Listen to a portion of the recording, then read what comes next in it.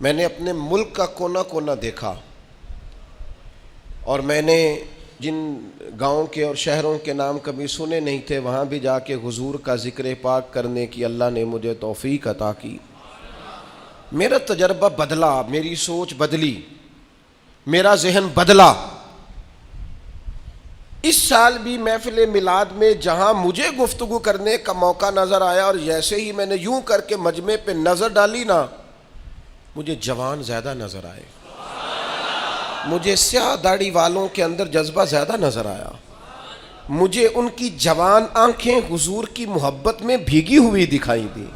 مجھے ان کے چہروں پر جب حضور کا نام آتا ہے تو ملت کے جوان کے چہرے پر ایک عجیب توانائی، ایک عجیب سا جذبہ اور ان کی آنکھوں میں خوبصورتی کا ایک میں نے عجیب سا رنگ دیکھا، اور میں یہ سمجھ گیا کہ یار نہیں، یہ تو نہیں نہ ہو سکتا کہ یہ سوتا کبھی خشک ہو جائے۔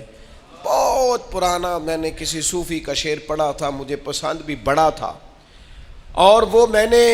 اپنی زندگی میں جب جب اس کو اپنی زبان سے ادا کیا وہ میرے دل میں گھر کرتا چلا گیا۔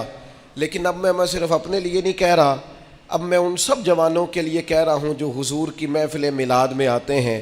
اور حضور کے نام کا نعرہ الاپتے ہیں اور محبوب کی محبت کا ترانہ کہتے ہیں اور حضور کی نعت پر ان کا وجود ہلتا حرکت کرتا اور جھومتا ہے، ان سب کے لیے کہہ رہا ہوں کہ عشق لگا سی کھیڈاں کھیڑ دینوں، عشق لگا سی ایویں کھیڈاں کھیڑ دینوں تے کھیڈاں کھیڑ دینوں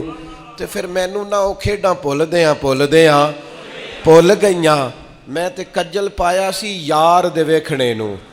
پھر او دی یاد وچ روندیاں ہی ڈُل گئیاں۔